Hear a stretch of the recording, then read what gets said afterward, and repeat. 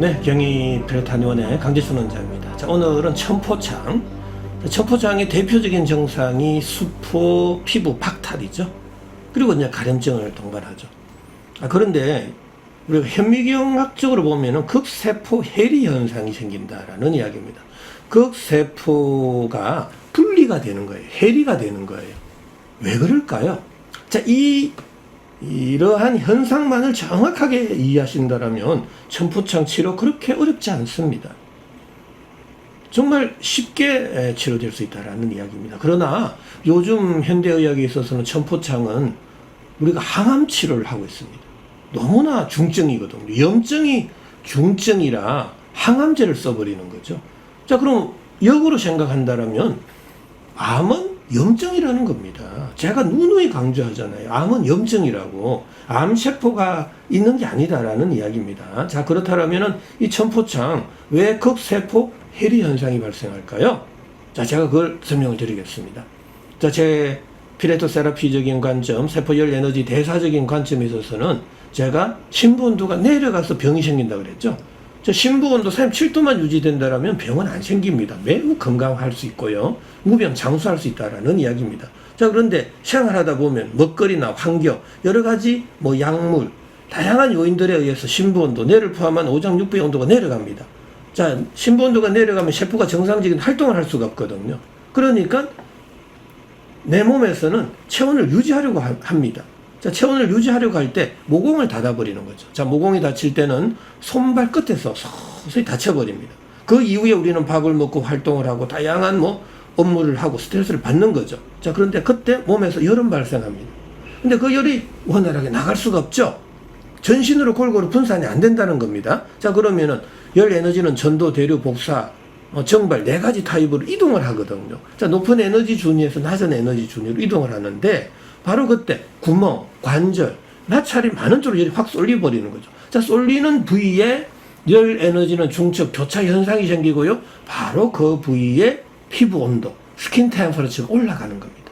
자, 피부 온도가 올라가면 표면 장력, 끌어당기는 약해지고 밀어내는 힘이 강해지죠. 자, 밀어낼 때 조직에 변형이 오는 겁니다. 서양 의학에 있어서는 단백질의 변성이다, 유전자의 변이다, 돌연 변이다 이렇게 표현을 하죠. 근데 제 같은 경우에 있어서는 조직의 변이는 바로 응력이 강해진 거죠. 자, 응력이 강해질 때 돌출 현상, 윤기 현상이 생긴다 그랬잖아요. 자, 돌출이 될 때 수포가 되는 거죠. 농포, 수포, 구진, 팽진, 다양한 윤기성의 증상이 나타날 수 있고요. 자, 그런데 거기에서 이 천포창은 피부 온도가 너무 올라간 겁니다. 암에 준할 정도로. 너무 올라가 버리면은 이 극세포가 분리가 되는 겁니다. 떨어져 나간다라는 이야기예요. 떨어져 나가는 증상이 피부 박탈, 궤양, 미란 이런 것 같은 거거든요. 자, 그래서 현미경학적으로 보면 극세포가 분리가 되는 거예요. 너무 심하게 밀어내버리니까. 그래서 극세포 해리 증상이 발생한다라는 이야기입니다. 자, 그럼 극세포 해리 증상을 없애려면 높아져 있는 피부 온도를 낮춰야죠. 그럼 피부 온도는 왜 올라갔죠? 모공이 닫혀서 그런 거죠. 그래서 모공을 열어주고. 그 모공은 왜 닫혔죠? 심부 온도가 낮아졌잖아요. 자, 그래서 천포창은 심부 온도는 높이고 닫혀져 있는 모공은 열어주고 높아져 있는 피부 온도는 낮춰서 전신으로 열 에너지를 골고루 분산 방출시켜버리면 아주 간단한 거예요. 근데 지금 현대의학에 있어서는 온도가 높다고 염증이라고 심부온도 피부온도 둘 다 낮춰버리는 세포 열 에너지 대사를 억제하는 약을 쓰고 있잖아요. 스테로이드 제제, 항생제, 항사민 제제 다 한번 양리작용을 한번 공부해 보세요. 다 어떤 효소의 역할을 차단하는 약들이에요. 효소의 역할이 차단한다?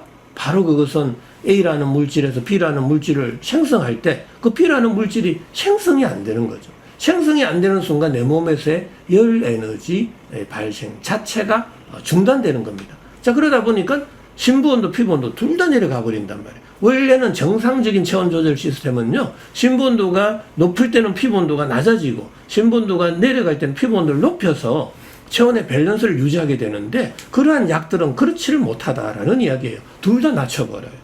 그럼 피부온도가 낮아질 때 눈에 보이는 염증성 증상은 바로 완화될 수 있고 치료가 됐다라고 느낄 수가 있는데, 문제는 서서히 보이지 않는 신분도가 내려가 버리잖아요. 그러면 모공은 더 다치고 다시 활동을 하고 공부하고 뭐 다양한 스트레스를 받고 나면 또 열은 발생하거든요. 그럼 그 열 에너지는 또 구멍, 관절, 마찰이 많은 쪽으로 확 열이 쏠려버리면 또다시 피부 온도가 올라가서 천포창은 자꾸 제자리 걸음만 하는 거죠. 낫지 않는 거죠. 그러니까 더 중증으로 빠져버린단 말이죠. 자, 오늘 동영상에 있어서 천포창의 가장 핵심적인 소견, 급세포 해리 증상은 왜 발생하는가에 대해서 설명드렸습니다. 자, 오늘도 건강한 하루, 또 가려움증 없는 하루 되시기 바랍니다.